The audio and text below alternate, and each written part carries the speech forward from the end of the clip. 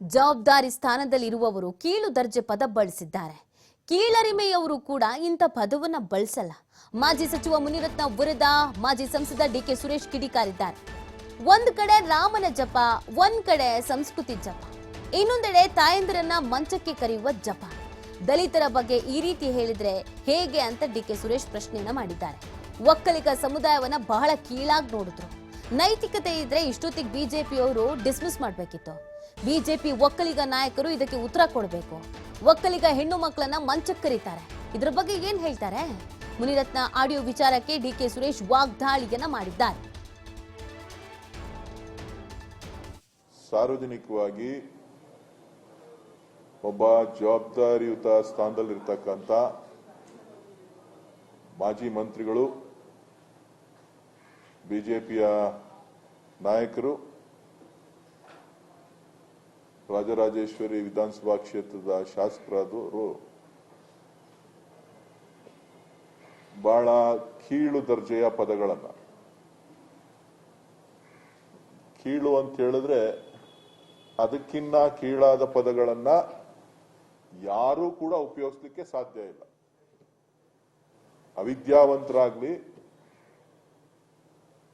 ಯಾವುದೇ ಕೀಳರಿಮೆಯ ಮನಸ್ಥಿತಿ ಇರ್ತಕ್ಕಂಥವ್ರು ಉಪಯೋಗಿಸದೇ ಇರ್ತಕ್ಕಂಥ ಪದಗಳನ್ನ ಇವತ್ತು ರಾಜ್ಯದ ಜನ ಕೇಳುವಂತ ಒಂದು ವ್ಯವಸ್ಥೆಯನ್ನ ನಿರ್ಮಾಣ ಮಾಡಿ, ಒಂದ್ ಕಡೆ ರಾಮನ್ ಜಪ, ಒಂದ್ ಕಡೆ ಸಂಸ್ಕೃತಿ ಜಪ,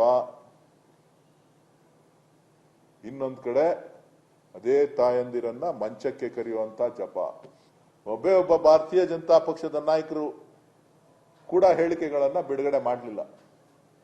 ನಾನು ಅನ್ಕೊಂಡಿದ್ದೆ ಬಹುಶಃ ಅವರಿಗೆ ನೈತಿಕತೆ ಇತ್ತು, ಮಾತುಕತೆ ಇತ್ತು ಅಂತ ಅಂದ್ರೆ ಅವರನ್ನ ಇಷ್ಟೊತ್ತಿಗಾಗಲೇ ಡಿಸ್ಮಿಸ್ ಮಾಡಬೇಕಾಗಿತ್ತು. ಇಡೀ ದೇಶ ಬೆಚ್ಚು ಬೀಳುವಂತ ಪದಗಳನ್ನ ಇವತ್ತು ಒಬ್ಬ ಮಾಜಿ ಮಂತ್ರಿಗಳು, ಭಾರತೀಯ ಜನತಾ ಪಕ್ಷದ ನಾಯಕರು ಮಾಡಿರ್ತಕ್ಕಂಥದ್ದು ಎಷ್ಟು ಸರಿ ಅಂತಕ್ಕಂಥದ್ದನ್ನ ಇವತ್ತು ನಾವುಗಳು ಪ್ರಶ್ನೆಯನ್ನ ಮಾಡಬೇಕಾಗ್ತದೆ. ಮಾನ್ಯ ಮುಖ್ಯಮಂತ್ರಿಗಳು ಮತ್ತು ಸ್ಪೀಕರ್ ಅವರಿಗೆ ತಕ್ಷಣ ಇವರನ್ನ ವಜಾ ಮಾಡಬೇಕು.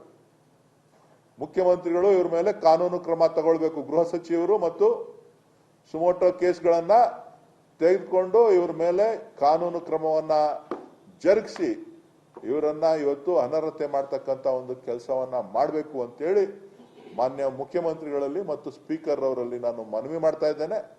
ಭಾರತೀಯ ಜನತಾ ಪಕ್ಷದ ಅನೇಕ ನಾಯಕರುಗಳು ಬಹಳಷ್ಟು ಮಾತನಾಡ್ತಾರೆ. ವಿರೋಧ ಪಕ್ಷದ ನಾಯಕರು, ರಾಜ್ಯಾಧ್ಯಕ್ಷರು ಮತ್ತು ಛಲವಾದಿ ನಾರಾಯಣ ಸ್ವಾಮಿ ಅವರು ಹೋರಾಟ ಪ್ರಾರಂಭ ಮಾಡಬೇಕು ನಿಮಗಾದ ಅವಮಾನವನ್ನ. ಅಶೋಕ್ ರವರು ನಿಮ್ಮ ಸಮುದಾಯದ ತಾಯಂದಿರನ್ನ ಏನು ಸಂಬೋಧನೆ ಮಾಡಿದ್ದಾರೆ ಅದಕ್ಕೆ ನೀವು ಉತ್ತರವನ್ನ ಕೊಡಬೇಕು.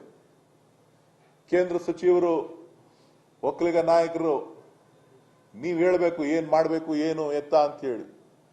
ನರೇಂದ್ರ ಮೋದಿ ಅವ್ರಿಗೆ ಹೇಳ್ಬೇಕು ನಮ್ಮ MLA ಈ ತರ ಮಾಡ್ತಾ ಇದ್ದಾನೆ ಅಂತ ಹೇಳಿ.